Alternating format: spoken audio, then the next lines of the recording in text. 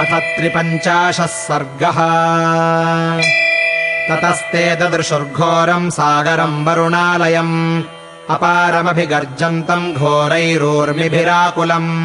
मयस्य माया विहितम् गिरिदुर्गम् विचिन्वता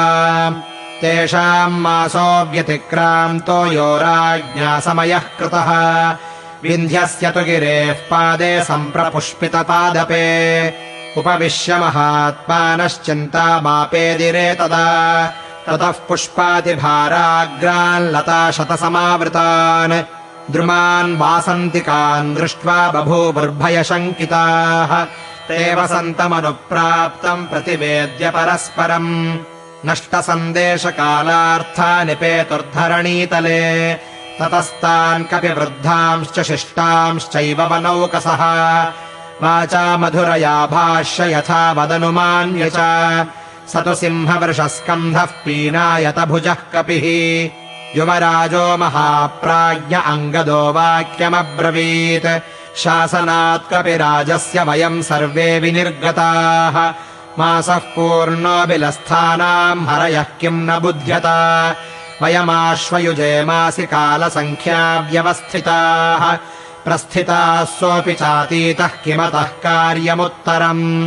भवन्तः प्रत्ययम् प्राप्ता नीतिमार्गविशारदाः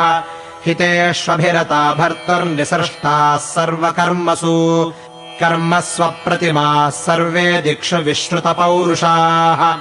माम् पुरस्कृत्य निर्याताः पिङ्गाक्षप्रतिचोदिताः इदानीमकृतार्थानाम् मर्तव्यम् नात्र संशयः हरिराजस्य सन्देशमकृत्वा कः सुखी भवेत् अस्मिन्नतीते काले तु सुग्रीवेण कृते स्वयम् प्रायोपवेशनम् युक्तम् सर्वेषाम् च वनौकसाम् तीक्ष्णः प्रकृत्या सुग्रीवः स्वामिभावे व्यवस्थितः न क्षमिष्यति नः सर्वानपराधकृतो गतान् अप्रवृत्तौ च सीतायाः पापमेव करिष्यति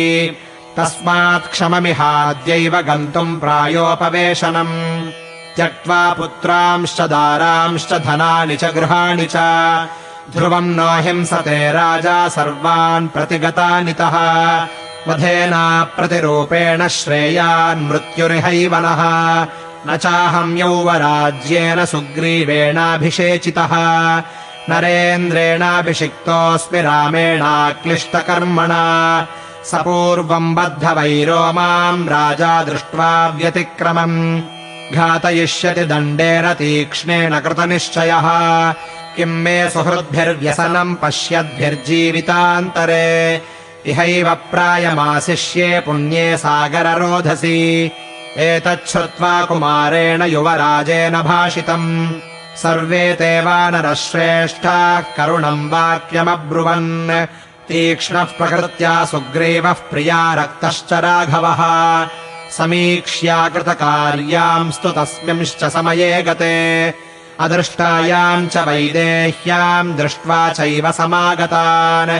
राघवप्रियकामाय घातयिष्यत्यसंशयम् न क्षमम् चापराधानाम् गमनम् स्वामि पार्श्वतः प्रधानभूताश्च वयम् सुग्रीवस्य समागताः इहैव सीतामन्वीक्ष्य प्रवृत्तिमुपलभ्य वा